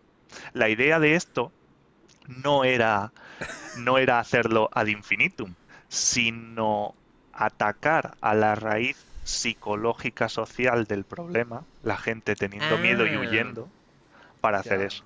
Y pareció que el plan funcionaba. El plan parecía una locura, pero estaba funcionando. Pero Pero, algunos periodistas muy espabilados dijeron, qué raro que esto funcione, porque que funcione con la población turca, me lo creo, pero que funcione con las empresas internacionales que tienen tantas reservas allí, es un poco raro. Y empezaron a ver, y lo que estaba pasando es que de tapadillo, por detrás, el Banco Central turco estaba gastando todas sus reservas en dólares y en euros para comprarse a sí mismo liras y dar la sensación falsa de que la lira estaba volviendo a entrar en vereda. ¿Qué ha pasado? En cuanto se les han acabado las reservas, que no les han durado ni un mes, se ha ido el plan a tomar por saco y ha vuelto a caer la lira. Turquía se ha gastado su última bala, Bueno, ahora que tienen, son los, que ahora son los euros y los dólares y los ha yuanes que sido tuvieran en maravilloso. su reserva, en su banco central, Sí, sí, sí, sí, para dar la impresión de que no había inflación claro. Da la impresión de que y toda se la ha quedado población y sin toda la dinero. moneda estaba volviendo a su cauce normal. Pero de hecho, ahora tienen Oh my god. otra bala y muy adecuadamente se podría decir que es su bala de oro, porque lo que han hecho es, en Turquía es muy habitual socialmente, pues como también pasa en China, regalarse oro. Y entonces la población tiene muchísimo ¿Por, oro. por qué no en México? Que me regalen oro. Sí, sí, en plan de, joder, ya podía haber estado yo por allí. Y lo que ha hecho el presidente es decirle a la población que sean patriotas y le den el oro a su banco central para utilizarlo y No puede estabilizar la ser. moneda. Sí, sí, sí, sí, sí. No puede ser. La gracia es que los turcos tienen tanto oro, la población turca tiene tanto, tanto oro, que con que No un puede ser. 5 o 10% de la población hiciera esto, en realidad sí que bastaría para estabilizar la moneda. Es muy curioso. Ok. Si Si eso. eso pasa, vamos. Si eso me lo dicen a mí, creo que les doy unos pendientitos y hemos terminado. Claro, a ver, es que también está la Se cosa, en plan acabó. de la población. Normalmente quien te regala oro no suele ser la persona con más confianza en tus instituciones que puedas encontrar. Luego, no sé yo hasta qué punto será eso útil. Pero bueno, oye, si les O sea, funciona, aumentar el oro. Ok. es como la O política más sea. poco convencional que he visto en mucho tiempo, pero Ok, pues yo voy a recapitular porque yo soy aquí la representante de los no economistas. Y las herramientas que tenemos para controlar la inflación son subir los tipos de interés que se llevan los bancos cuando obtienen dinero. Comprar y vender activos que tenga el Banco Central para inyectar o retirar dinero. Pedirle a la gente que te dé su oro. Y regalarle a la gente dinero cuando saca dinero del cajero y en realidad estar fundiéndote tus reservas. Y fijar los precios temporalmente. Tenemos cinco, según yo. sí, No está sí, mal. sí, sí, dependiendo de la situación concreta que tengas, pero sí. Ok. Vamos a la sección 4, que yo creo que ya hemos llegado naturalmente, que es la inflación mundial. Entonces, ¿cómo se controla la inflación en Europa en comparación con Estados Unidos? Porque Estados Unidos es una superpotencia y ahora mismo estamos todos viviendo con el patrón dólar. De Claro. cuánto vale el peso chileno respecto a dólar. Cuánto vale la libra esterlina respecto a dólar. Ya. Entonces ahí tienen mucho poder sobre los demás. No solo poder, yo diría que es un superpoder. La posición dominante de Estados Unidos con su moneda es un aspecto mucho más importante de lo que la gente piensa. De hecho, esto es un poco tangente, pero también es importante. Cada vez que un país intenta abandonar o volverse independiente con respecto del dólar, Te recomiendo que analices qué le pasa a ese país en los próximos años porque ya te digo yo que no va a ser bonito. La supremacía del dólar es súper importante porque imagínate que tú, vamos a poner por ejemplo el caso de España o de México. Claro, en México quien principalmente utiliza los pesos mexicanos pues son los mexicanos, no tiene mucho más misterio. Pero ¿quién usa el dólar? El dólar lo usa todo el planeta. ¿Esto qué consecuencia tiene para el Banco Central de México y para el Banco Central de Estados Unidos? Eso quiere decir que si el Banco Central de México imprime, ponte tú que sean 1 trillón de pesos mexicanos, ese trillón de pesos se va a tener que repartir entre la gente que utiliza la moneda, Ujú. que van a ser principalmente los mexicanos. Entonces, como va a haber menos gente que use esa moneda, la devaluación que van a sentir esas personas es más alta. Mientras que Estados Unidos, si imprime 1 trillón de dólares, no se va a repartir solo entre los estadounidenses. Se va a repartir entre, para empezar, toda persona que compre petróleo en el mundo, que es básicamente todo el mundo. Entonces, cuando Estados Unidos imprime moneda, está utilizando esa moneda para impulsar su economía o lo que ellos quieran utilizarlo, pero el efecto inflacionario se está repartiendo entre básicamente todo el planeta. Entonces, los beneficios directos de imprimir moneda sí que se los quedan ellos, pero los perjuicios se reparten indirectamente por todo el planeta. Luego, Es que lo sabía. es una potencia, tener esa capacidad es un superpoder. Pero también, Ajá. también es una debilidad, no una debilidad, ¿no? Sino como un talón de Aquiles, puede ser. Porque al haber tantísimos dólares por todo el mundo, pues claro, un americano necesita tener dólares, un mexicano necesita tener pesos, Y pero... dólares, y dólares. Bueno, y dólares. Pero una persona de Kazajstán o de la India o de cualquier otro sitio no necesita tener dólares. A lo mejor le conviene, a lo mejor tiene, pero realmente no lo necesita. Entonces, en el momento que se pueda percibir que la moneda americana es un problema en el sentido de, pues igual que cuando hay mucha inflación, los turcos huyen de la lira turca, pues cuando haya muchísima inflación del dólar, la gente tiende a huir de esa moneda. Pero claro, Ajá. como hay tantísima moneda y está en todo el mundo, quien solo la puede comprar porque es quien realmente la necesita son los americanos. Entonces se da la vuelta a la balanza. Si antes tu ventaja era que yo imprimo moneda, me quedo el beneficio y el perjuicio se reparte entre todo el mundo, cuando la gente huye del dólar, pues huye todo el mundo. Es una inundación. Es decir, Estados Unidos podría pasar de tener un poco de inflación a tener hiperinflación en muy poco tiempo, precisamente por este fenómeno. Es un caso extremadamente raro. Esto no se daría y dudo mucho que se vaya a dar. Y si se da, es algo que vamos a recordar todas nuestras vidas. ¡Qué horror! Se inundaría el mercado de dólares y claro, esos dólares pasarían a valer nada. ¿Y Imagínate, este susto que me acabas de dar como vecina de los Estados Unidos? uff, a ver, ¿Y este ¿verdad? susto? A vosotros os vendría especialmente mal, sí. Pues Bueno, sí, porque es que aquí en México, o sea, en México están los pesos y están los dólares y es como si hubiera dos monedas a la vez. O sea, yo puedo ir a la cafetería de la esquina y pagar en dólares. sí, hostia. Otra cosa es que no lo hago porque no soy tonta, porque en vez de valer 21 pesos un dólar, vale 18 en la cafetería. Entonces es como, El truquito. ¿tú te crees que Sí. yo te voy a dar 3 pesos por cada dólar? Pues no. Pero pues sí es como la moneda, la segunda moneda Sí, que sí, sí, tenemos sí, aquí. sí, sí. Pues yo no quiero eso, Guillermo. O sea, haced algo los economistas, porque yo no quiero nada de eso. Claro, y Muchas esto gracias. viene un poco relacionado con el ámbito internacional. ¿Por qué está haciendo Estados Unidos esto? Porque Estados Unidos, y ya lo sabemos todos, está en una guerra de supremacía, potencia económica con China. Entonces, no sé si quieres que Lo entremos ahí está, ahora o... lo está realmente. Sí, no, ya estamos en la sección internacional, Ah, ya vale. podemos ir. Pues ¿Lo bueno, está realmente o no? sí, yo creo que sí lo están. No en el sentido comercial, sino en el sentido de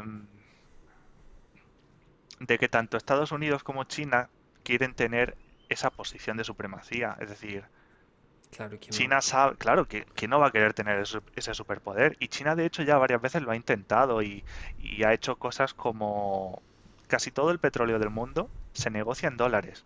Si tú eres español, mexicano, argentino, checoslovaco, da igual, tú tienes, si quieres comprar petróleo, lo tienes que comprar en dólares. Entonces tú necesitas dólares. China hace unos años intentó que también se pudiera comprar petróleo con yuanes. Lo que pasa es que le ha salido mal, bastante mal. Pero te habla muy claramente de cuáles son las aspiraciones que tiene China. China tiene una aspiración completamente, además, legítima, entiendo yo, de querer ser potencia mundial y querer ser una referencia. Ajá. Entonces, la cosa está muy clara, no puede haber dos líderes mundiales. Realmente no puede haber dos líderes mundiales, siempre va a haber uno que tenga la supremacía económica. Y eso es lo que quiere tener China y eso es lo que Estados Unidos no quiere que pase. Pero de ahí a que sea una guerra, No creo que sea teniendo en guerra. cuenta que esto no es como la Unión Soviética y Estados Unidos. China y Estados Unidos son sus mayores aliados comerciales el uno del otro. Y son súper aliados comerciales, y es verdad, y son en este sentido pues interdependientes, y no creo que vayan a entrar nunca en una guerra a un nivel destructivo. Pero sí que es verdad que a ambos les interesa que el otro no prospere a nivel de influencia internacional a partir de cierto punto, porque en el momento que China gane suficiente influencia, va a poder esta treta que hemos dicho de intentar hacer que el petróleo se denomine en yuanes, va a tener el poder político y económico suficiente para hacerlo. Entonces, en este sentido, en cuanto pueda hacerlo, lo va a hacer. Y el simple hecho de que lo haga, incluso aunque también se siga comerciando con el petróleo en dólares, ya le va a quitar una gran parte de este superpoder que hemos comentado antes. Y Ok. imagínate que ya no es tanto incluso que Estados Unidos tenga ni siquiera una capacidad de decisión, sino que lo justo que te he comentado antes del problema que puede haber si de golpe mucha gente abandona el dólar, pues claro, ya hay muchísima gente con muchísimos dólares en la economía mundial. Si el dólar no es que se debilita, pero simplemente hay la capacidad de comerciar en yuanes, pues estos dólares ya no los necesito. Y entonces le empiezan a llover otra vez los Ajá. dólares a Estados Unidos y le causan problemas de inflación. Luego, no es tanto que Estados Unidos quiera como que es que ni siquiera se puede permitir dejar de ser potencia mundial. O porque le podría caer una hiperinflación. Claro. Y realmente todo este tema del petróleo no es casual que estemos hablando de él, porque los precios de las materias primas tienen mucho que ver con la inflación y las subidas de precios generalizadas en un país. Entonces yo ahora quería sacar un informe que tengo aquí del Banco Mundial, que lo van a encontrar en la descripción de este podcast o de este vídeo, y que analizaba 55 países, 26 de ellos son países de mercados emergentes o de economías en desarrollo. O sea que ya no solamente está analizando Estados Unidos, que estamos hartos de él, o la Unión Europea, que pues evidentemente pues también es un país rico, sino los demás. ¿Qué pasa con los demás? Y lo que contaba este informe es que tiene muchísimo que ver con las materias primas, porque de todas las crisis que ha habido en los últimos 50 años, que sean crisis globales de inflación, el 40% de ellas ha tenido que ver con shocks de los precios del petróleo. Momentos en que los precios del petróleo han dado un pico súbito, tienen una altísima coincidencia en todos estos países con entrar en un proceso inflacionario. O sea que realmente en estos casos no tiene tanto que ver con cómo están los salarios y cómo está esta relación entre el capital y los sueldos, sino más bien que suben los precios del petróleo de repente y eso se lleva a tu país por delante, por lo menos los siguientes 3 o 4 años. Y eso fue así en 1975, en el 82, en el 91 en el 2009, y la coincidencia es total. ¿Y qué hacemos con eso?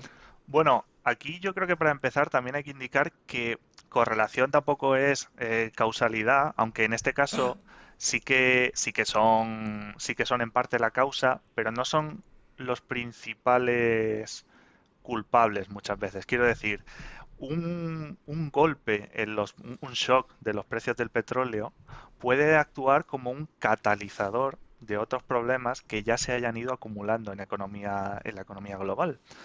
Ujú. Entonces, el procedimiento podría ser un poco como se han ido generando unas tendencias internacionales que te han generado ciertos puntos débiles.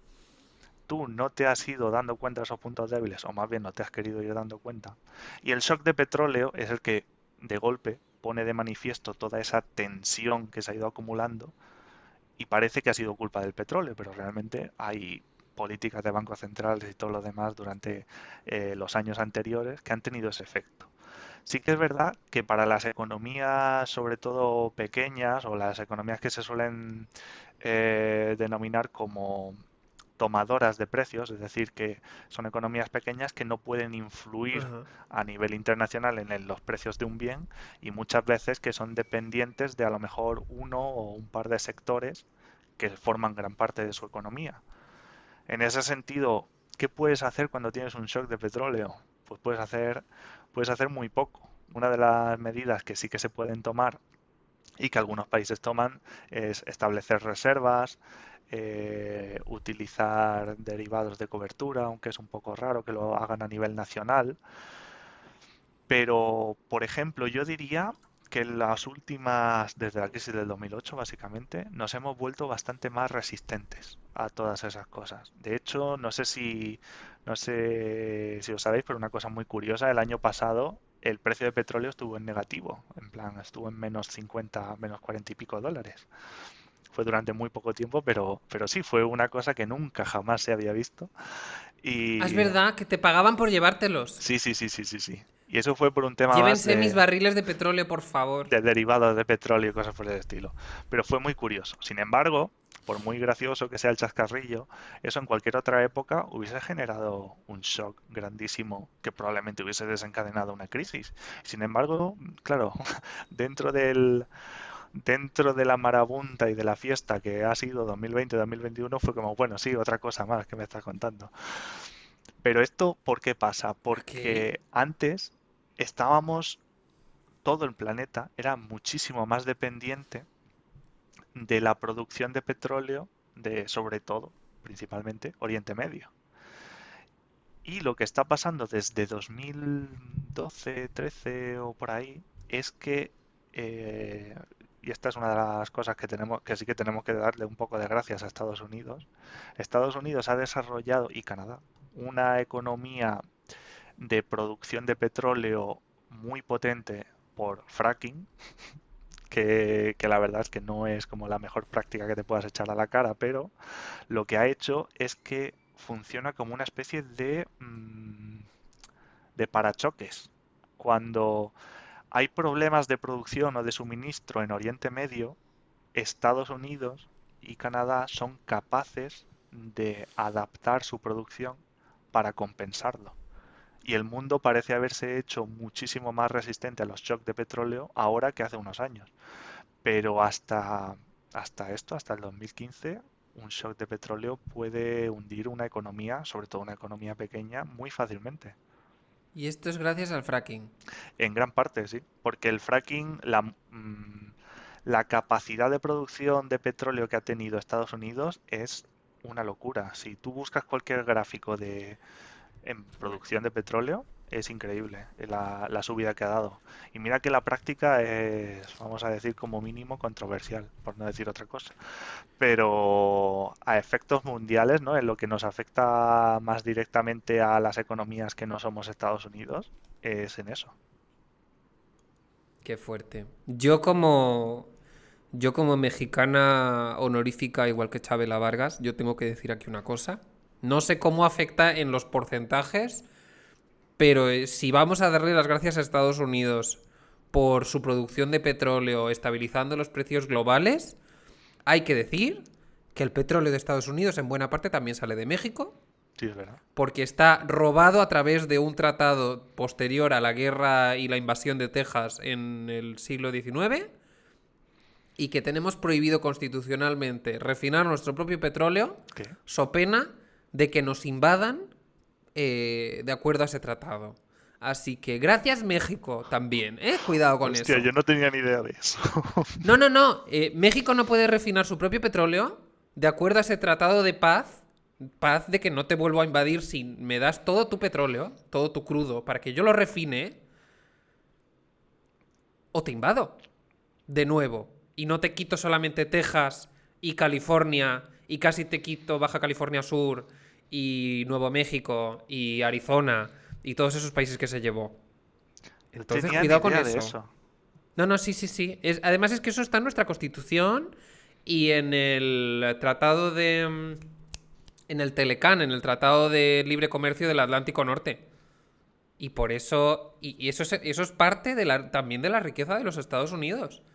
De que viven a partir de ese tratado criminal. Sí, sí, sí, sí. Claro, Vergonzoso. Entonces, un aplauso para México, que está ahí dando el callo, aunque no tendría que darlo. claro.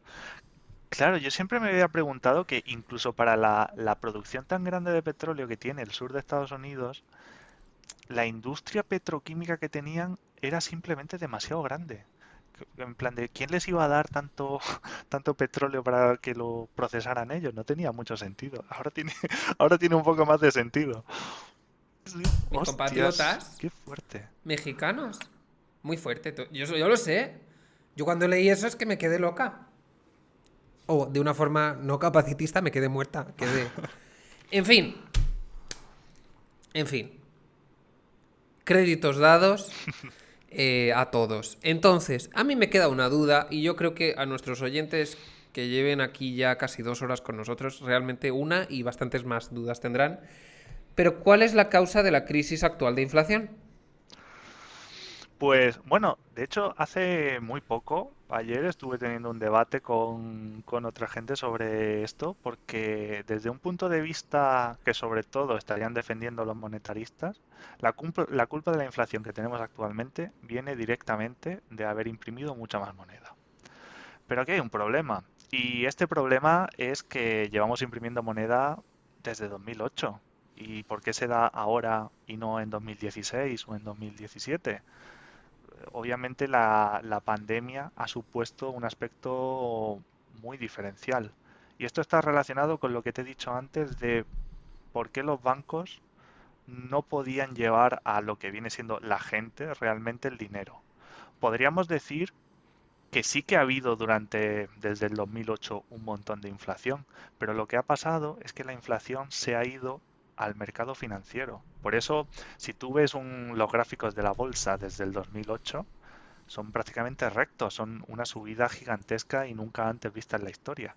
Eso es porque casi todo el dinero que se ha venido imprimiendo se ha ido directamente al mercado financiero.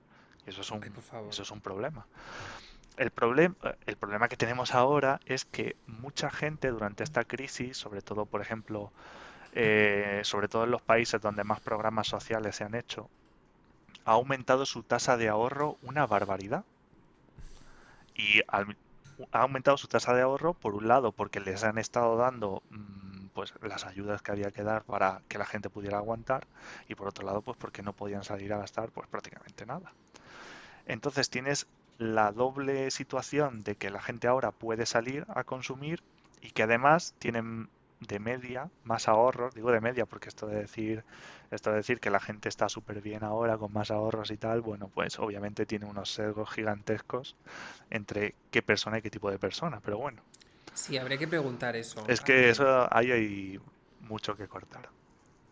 A mí no me Entonces, han preguntado. el En esa problema, encuesta no me sí, han sí, sí, preguntado a sí, mí. es que a mí tampoco, ¿eh?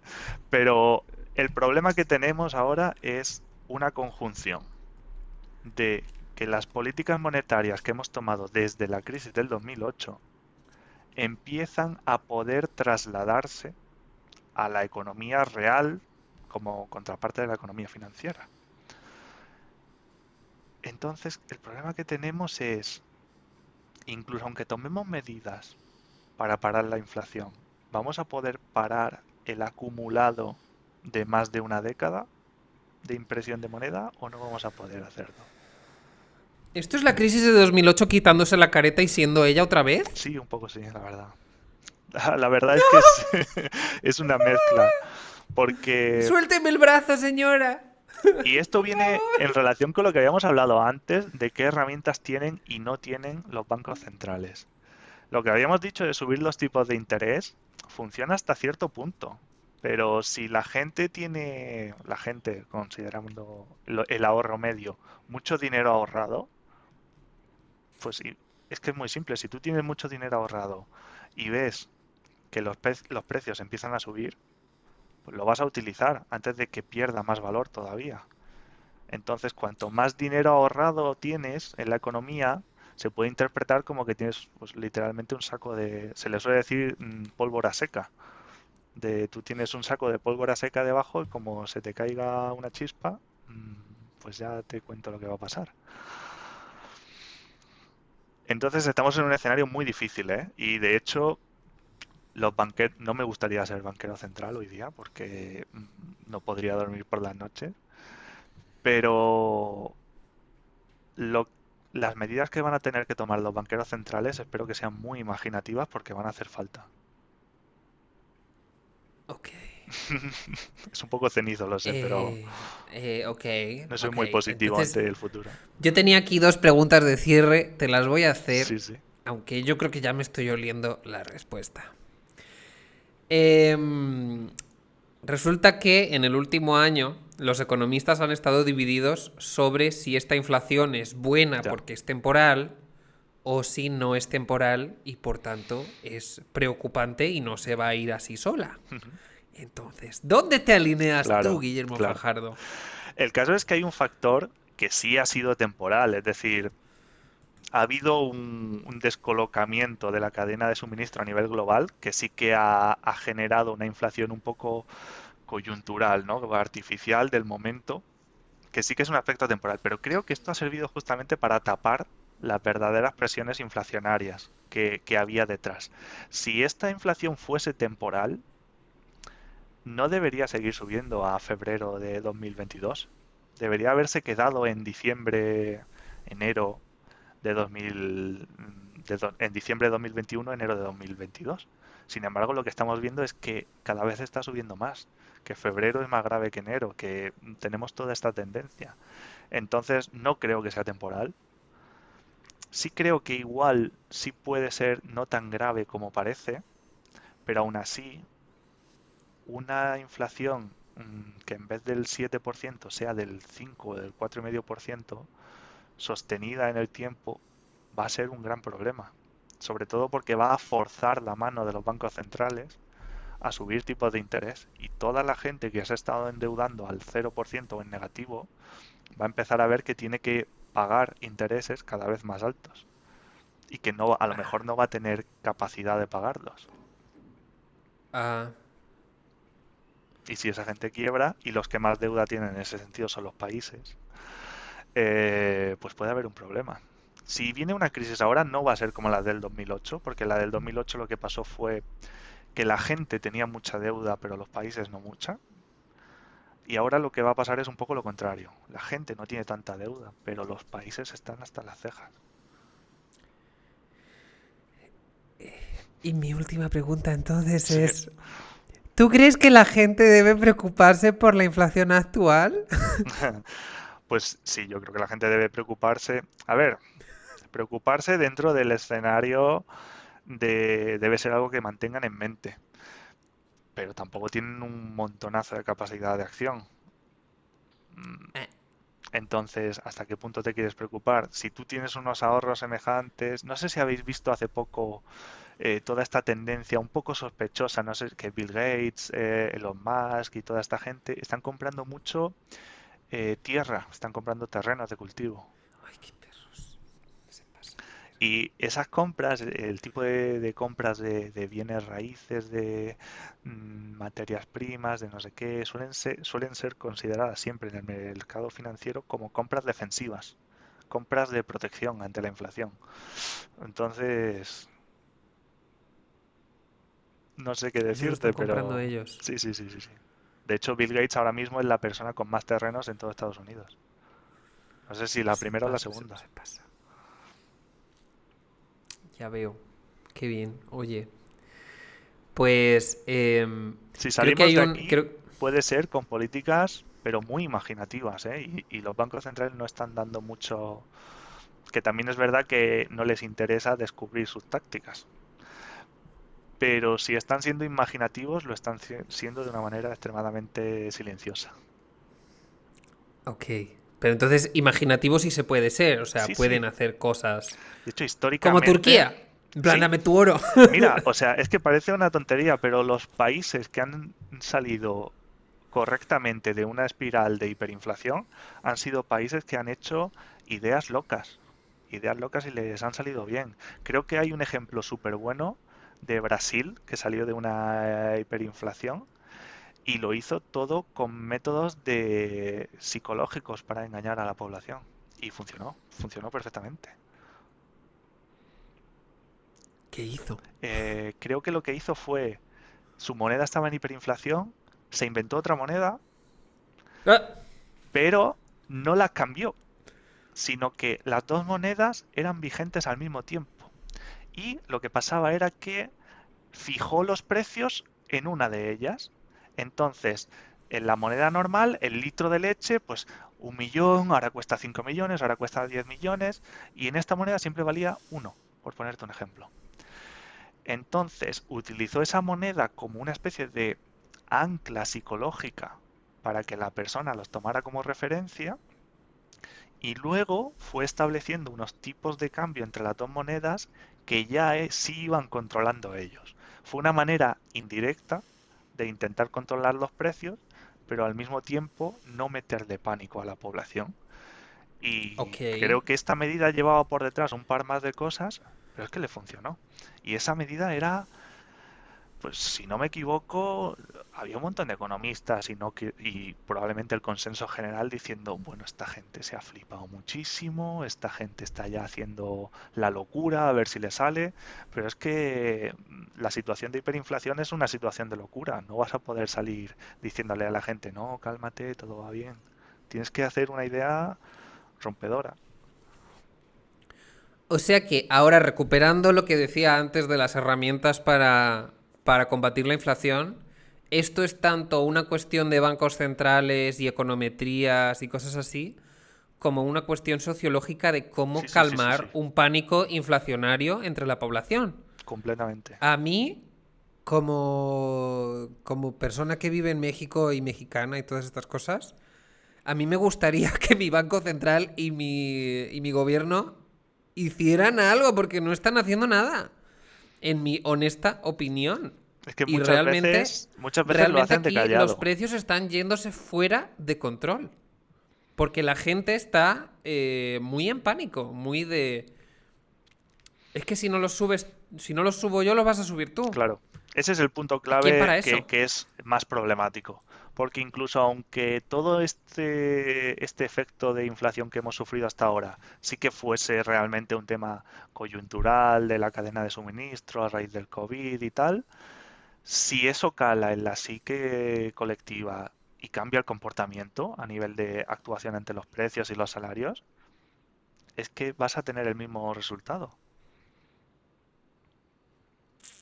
Y bueno, aquí tenemos otros dos factores también un poquito, que eso pasa principalmente en Europa y en Estados Unidos, que es ante el COVID se están estableciendo los mayores paquetes de estímulos que se van a haber hecho pues en la historia de tanto de Estados Unidos como de Europa. No sé si el de Estados Unidos era ¿Más más que el New grande. Deal? No sé si, eso te iba a decir justamente, que no sé si este es más grande que el New Deal en términos armonizados, creo que no, pero aún así es gigantesco. El problema es, si te viene una ola grande de inflación, ¿cómo lo vas a combatir al mismo tiempo que estás inyectando muchísimo más dinero por todo tu programa de ayudas? No puedes, estás haciendo una cosa y la contraria al mismo tiempo. Y en Estados Unidos, o sea, en Europa incluso nos podríamos cortar si resulta que la economía empieza a recuperarse bien. Pero en Estados Unidos gran parte de este programa tiene que ver con la reparación y expansión de su infraestructura. Y ellos no se pueden permitir pararlo. La infraestructura americana está en muchos casos prácticamente en ruinas, porque la han desatendido durante bastante tiempo. Entonces ellos no pueden permitirse no reparar su infraestructura. Entonces, quieres retirar dinero de la economía al mismo tiempo que inyectas el mayor paquete de estímulos? Estás haciendo una cosa y la contraria, te estás pisando un poco. Entonces es difícil que si la inflación se dispara puedan controlarla sin no hacer un sacrificio gigantesco. Ok, creo que he salido de este podcast con más dudas de las que he entrado. Entonces es Pero que me, efectivamente pero es me he enterado de unas economía. cuantas. Espero que nuestro público se haya enterado de alguna cosa. Si se ha enterado de alguna cosa, nos pueden escribir al social media o al podcast en sí. Y así sabemos que se han enterado de algo. E igualmente, recuerden que nos pueden seguir como @Global Sensation Podcast, todo junto en Instagram, como @Celeste Miranzo, que soy yo, en Instagram y Twitter, y como @GuilleFC, todo junto en Twitter. Y aparte que Global Sensation también está como blog en substack.com con contenido extra, aunque creo que en este caso el contenido extra va a ser un trozo de este podcast de 2 horas. Muchas gracias, Guillermo Fajardo, por acompañarnos en el día de hoy. Ha sido un gustazo. Sí, además es que me he enrollado demasiado, pero es que es un tema que me parece apasionante y que la gente debería echarle mucho más tiempo. Y bueno, ahora creo que se lo deberían echar incluso por interés propio, ¿no? Por todas las olas que nos están viniendo. Un mensaje final para los no economistas que nos han escuchado en el día de hoy. Si tienes una votación cerca, harías bien en interesarte por qué dicen tus políticos, tanto a nivel local como a nivel estatal, como a nivel nacional. Así que tenlo en cuenta, la economía y sus medidas no son cosas que te sean ajenas, así que interésate y asegúrate que aquellas personas que eliges para que te representen también las tengan en cuenta. ¿Dónde se puede informar una persona que no tenga estudios de economía Ujú. sobre economía de una forma que lo pueda entender más o menos? Bueno, pues en ese sentido, sobre todo a nivel divulgativo, hay varios youtubers que hacen un trabajo bastante bueno. Hay un, hay un youtuber que creo que es australiano, que creo que se llama Economics Explained. Voy a buscártelo un segundito. Sí, ese lo veo yo a veces. Pero me parece un poco cargante a veces. Sí, Un poco pesado. La gente que está ese hablando. habla más de temas económicos, ¿no? Sí, Economic Explained. Es un poco cargante a veces, se enrolla un poco más de la cuenta, pero bueno, ¿qué voy a decir yo de eso? Y, y sobre temas más financieros, más que económicos, hay otro que se llama How Money Works, que su símbolo es verde y es como una interrogación con el símbolo del dólar y eso, y en verde. Y esos dos canales creo que son bastante interesantes. Sobre todo también si os interesa el tema de la inflación, hay una joyita que es un consultor de inflación americano, que en Instagram es @inflation_guy. O sea, el tío se llama a sí mismo el tío de la inflación. Lo cual ya te dice todo lo que necesitas saber. Se llama Michael Ok. Aston. Todos los meses, cada vez que salga cualquier dato de inflación, vas a ver cómo te lo analiza y te lo explica en Twitter. Así que es una manera muy fácil de estar al día. Está bien, el Inflation Guy. Pues esto ha sido Global Sensation número 3, el podcast de relaciones internacionales, política, cultura, historia y si nos ponemos pues también economía. Aunque acabemos muy tarde, no sabemos cuántas horas va a ser esto al final y buena suerte a mí editando este archivo de varios gigas. F. Hasta la próxima. Hasta la próxima, encantado.